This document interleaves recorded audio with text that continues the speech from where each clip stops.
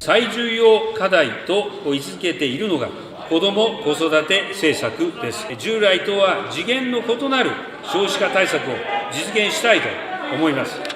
기시다 후미오 총리는 2023년 1월 23일 소집된 정기국회 시정방침 연설에서 차원이 다른 저출산 대책을 처음 선언했습니다. 차원이 다른 저출산 대책이란 무엇인가? 家族関係社会支出は2020年度の段階でこれ GDP 比 2% を実現しています。そしてそれをさらに倍増しようではないかということを申し上げているわけですから、 약 한 달 뒤인 2월 15일 중요한 예산위원회에서 기시다 총리는 저출산 관련 예산을 2배 늘리겠다라고 처음으로 이 대책을 구체화했습니다. 일본의 가장 중요한 대책, 저출산과 인구 감소를 막을 수 있는 마지막 찬스라고 호소한 그가 나흘 뒤 처음 찾은 곳이 오카야마현 나기초입니다. 나기초는 추고쿠 지방의 정중앙에 있는 인구 5,742명의 산간 마을입니다. 도토리현과 경계에 있는 오카야마의 마지막 마을입니다. 일본인들도 아는 이가 많지 않은 이 동네를 기시다 총리는 저출산 올인을 선언한 직후 왜 방문했을까요? 그것은 나기초가 일본의 시골 마을이라고는 믿어지지 않을 정도로 다산의 마을이기 때문입니다. 나기초의 출산율은 2.95명으로 일본 전체 평균의 2배를 훌쩍 넘습니다. 여성 한 명이 가까스로 아이를 한 명 낳을까 말까 하는 일본에서 나기초는 어떤 동네이길래 애셋이 기본일까요? 나기초도 다른 일본의 시골 마을과 마찬가지로 인구 감소와 마을 소멸의 위기를 맞았습니다. 1957년 9,000명이던 인구가 5,742명으로 60여 년 만에 3분의 2로 줄었습니다. 이대로라면 20년 후 나기초의 인구는 다시 3분의 2로 줄고 30년 후면 반토막 납니다. 이주자 골라받는다 홋카이도 무명마을의 인구 증가 비법 편에서 다룬 히가시카와도 같은 선택을 했었죠. 2002년 해세이 행정구역 대합병 당시 나기초는 주민투표를 통해서 이웃 스야마시와 합병하는 대신에 마을을 독자적으로 유지하기로 결정했습니다. 인구가 줄어드는 나기초가 어떻게 하면 독자 생존할 수 있을까요? 홋카이도의 정중앙에 있지만 교통이 편리하고 자연경관이 수려해 교류 인구가 많은 히가시카와는 일본 사진의 수도가 되는 길을 택했었잖아요. 나기초는 교통이 불편한 추고쿠 지방의 산간 지역이라는 불리한 조건을 안고 있었습니다. 불리함을 안고 나기초가 선택한 독자 생존의 길이 육아 환경이 뛰어난 마을이었습니다. 마을을 존속시키려면 젊은 세대가 매력을 느끼는 동네여야 하고 특출난 특산물이나 자연환경이 없는 나기초가 젊은 세대를 끌어들이는 길은 아이를 키우기 좋은 동네 밖에 없다고 판단했기 때문입니다. 최소한의 목표는 인구 3,000명을 유지하는 것이었습니다. 젊은 사람들이 빠져나가서 나기초의 인구가 3,000명 아래로 줄어들면 고령자만의 마을이 됩니다. 그렇게 되면 마을을 유지하는 기본적인 인프라가 깨지게 됩니다. 병원과 슈퍼가 사라지고 200엔만 내면 마을 어디든지 갈 수 있는 복지 택시도 유지하기 어려워집니다. 도쿄나우에서 여러 차례 소개해드렸듯 인구 쟁탈전이 벌어지는 일본에서 육아 환경을 경쟁력으로 내세우는 지방자치단체는 무수히 많습니다. 재정이 뛰어난 도시지역은 빵빵한 경제적 지원까지 내세우면서 젊은 이주자들을 모시고 있습니다. 오카야마의 산골마을 나기초가 물량 공세로 이길 수는 없습니다. 그런 나기초가 일본 평균의 2배가 넘는 출산율을 기록하는 비결, 이것이 이번 주 도쿄나우가 살펴보려는 포인트인데요. 물론 나기초도 경제적 지원을 합니다. 나기초는 출산 전부터 육아까지 생애 모든 단계를 경제적으로 지원하는 제도를 갖추고 있습니다. 정부가 주는 출산 축하금 42만엔과 별개로 아이가 태어나면 1인당 10만엔을 지급합니다. 어린이집을 보내지 않는 가정에는 아이 한 명당 매월 15,000엔의 자택보육 지원금을 줍니다. 이 또한 정부가 연령에 따라 매월 10,000엔에서 15,000엔씩 지급하는 육아수당과 별개입니다. 고교생에게는 매월 버스비 2만엔을 지원합니다. 나기초에는 고등학교가 없어서 고교생이 되면 버스로 이웃 스야마시까지 통학하기 때문입니다. 대학생에게는 독특한 방식으로 학자금을 대출해줍니다. 대학을 졸업하고 마을로 돌아와서 정착하면 갚지 않아도 되는 학자금 대출입니다. 1년에 10%씩 면제하는 방식이어서 10년을 거주하면 대출이 전액 면제된다고 합니다. 하지만 앞서 말씀드린 대로 이 정도는 상당수 다른 지역에서도 할 수 있는 지원입니다. 기본적인 경제 지원 외에 나기초가 주목한 것은 정서적인 지원이었습니다. 돈을 많이 줘서 아이를 키우기 좋은 마을이 아니라 온 동네가 육아에 참여함으로써 아이 키우기에 힘들고 지치지 않는 마을을 만드는 겁니다.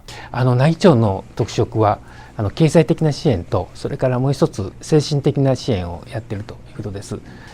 子育て中のお母さんが悩みを相談ができたり、ちょっと子育て中に立ち寄れるそして交流ができるお年寄りの方とも交流ができるような施設を作ってます。でそれが大きな特色だろうというふうに思ってますし、もう一つはやっぱり仕事コンビニといいますか、仕事縁で、社会にと縁が切れない子どもさんを連れてでも仕事ができると、そういう場面を作っているのが特徴だろうというふうに思います。 오크 초장의 말대로 나기초는 남녀노소 불문 마을 전체가 육아에 참여합니다. 마을 전체가 어린이집인 나기초의 육아 환경을 단적으로 보여주는 제도가 일자리 편의점과 나기 차일드홈입니다. 일자리 편의점은 말 그대로 편의점에서 물건을 사듯이 간단하게 단기 아르바이트를 구할 수 있는 제도입니다. 일자리 편의점이 관공서와 지역의 기업, 농가로부터 의뢰받은 일자리를 간단하게 일하려는 주민과 이렇게 연결해주는 매칭 방식입니다. 2017년에 시작이 됐는데요. 원칙적으로 위험하지 않으면서 마을 행정구역 안의 일이면 뭐든지 다 합니다. 보통은 2시간에서 3시간, 길어야 반나절이면 끝나는 일이 대부분입니다. 업무용 우편물에 주소지를 붙이는 등의 간단한 사무 업무나 농사일을 돕는 일이 가장 많다고 합니다. 최근에는 고령자와 장애인의 과제를 해결하는 일에 주력하고 있습니다. 쿠아무라 요시카즈 일자리 편의점 대표는 나이를 먹어서 도시의 자녀의 집에 몸을 맡기거나 장애가 있는 아이를 복지시설에 보내기 위해 나기초를 떠나지 않고 오래도록 이곳에서 살기 위해서라고 말을 했습니다. 현재 300명 정도가 일자리 편의점에 등록해 있는데요. 아이를 중학교에 보내고 이제 복직이나 구직을 위한 훈련으로 활용하는 사람도 있고 90대 노인도 있지만 역시 가장 많은 회원은 아이를 키우면서 용돈벌이를 하려는 주부들입니다. 오카야마의 올해 최저임금이 932엔입니다. 30분만 일하고 5,600엔을 받는 회원이 있는가 하면 월 20만엔 가까이 벌어가는 사람도 있습니다. 2022년 한 해 동안 일자리 편의점은 972건 2,200만엔어치의 일감을 수주해서 수수료를 빼고 1,800만엔을 아르바이트비로 지급했습니다. 매월 40명에서 50명이 일을 했고요. 대체로 일감이 많은 반면 인력이 부족한 편이라고 합니다. 이게 육아랑 무슨 관계냐? 보호자가 아이들을 일자리 편의점에 데려와서 애들을 보면서 일을 할 수가 있습니다. 주유소를 개조한 일자리 편의점은 아이와 함께 있으면서도 일에도 방해받지 않도록 세심하게 구성이 되어 있습니다. 파티션의 높이를 조절하거나 문을 닫아서 아이와 공간을 분리할 수 있습니다. 우리말로 하면 아이숲 정도 될 텐데요.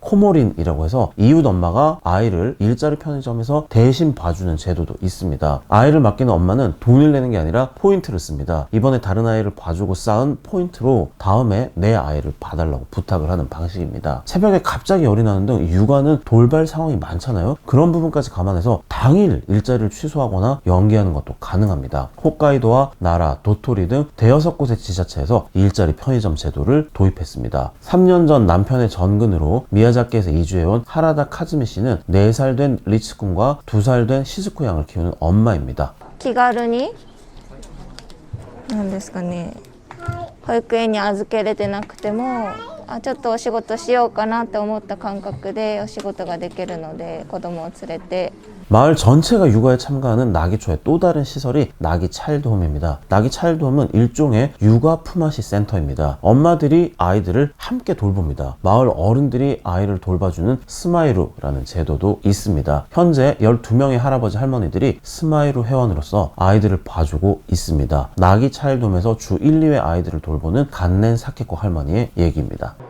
で私家が一人なんです。誰もいないから主人も亡くなってここでこういうお手伝いができたら幸せかなと思ってしてるだけなの。何のあれもないんです。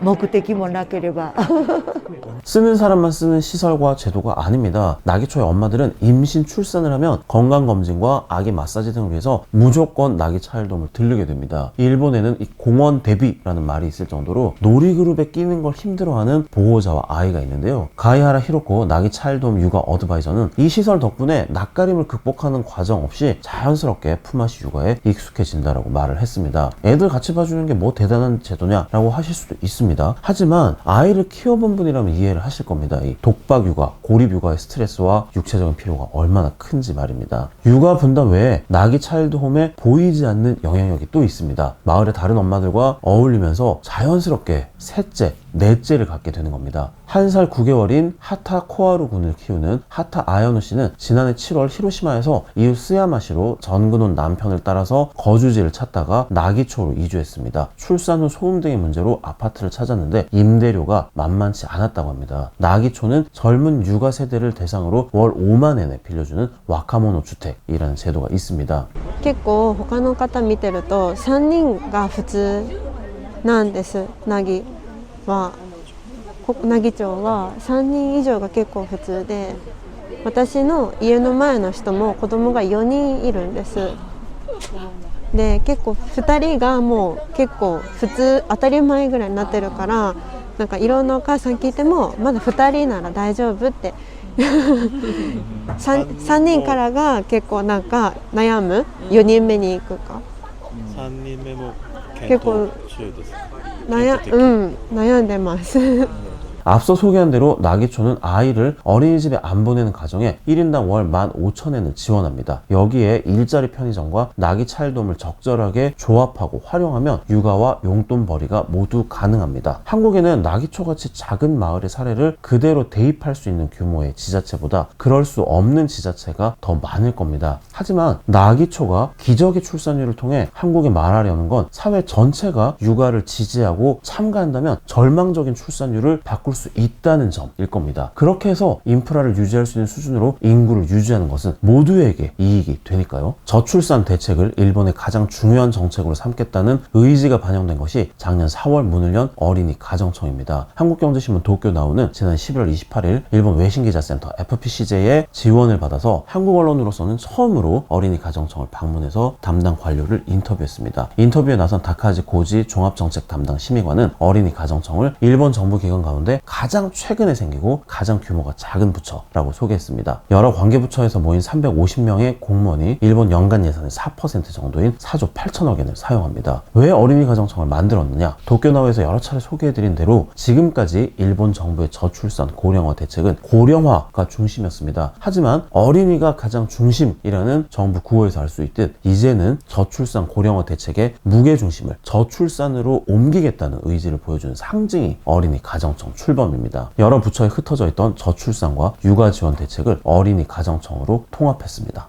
これまで、日本ではこの少子化の問題、非常に大きな問題ですけども、かなりの予算を投入してきましたけども、結果として、子どもの数は増えていない、むしろどんどん減っているという状況にありました。でこの要因としてはやっぱり子ども政策について一貫した考え方が取られていなかったという点はあろうかと思います。その点、子ども家庭庁ができることによってそこを一元的に司令塔として、機能すると。 한국은 대통령 직속 저출산고령사회위원회가 저출산 고령화 대책을 담당하는데요. 이게 고령화 대책까지 함께 다루는 데다가 결국에 이 대책 자체는 담당 부처가 여러 곳으로 흩어져 있습니다. 어린이 가정청 설립으로 일본의 저출산 정책은 훨씬 빨라졌을까요? 다카시 심의관은 반대라고 말을 합니다. 그는 정책을 수립하기 전에 먼저 보호자와 어린이의 의견을 듣는 과정을 거치도록 법률로 의무화했다. 그만큼 시간이 걸리는 대신에 확실한 대책을 세울 수 있게 됐다라고 말을 했습니다.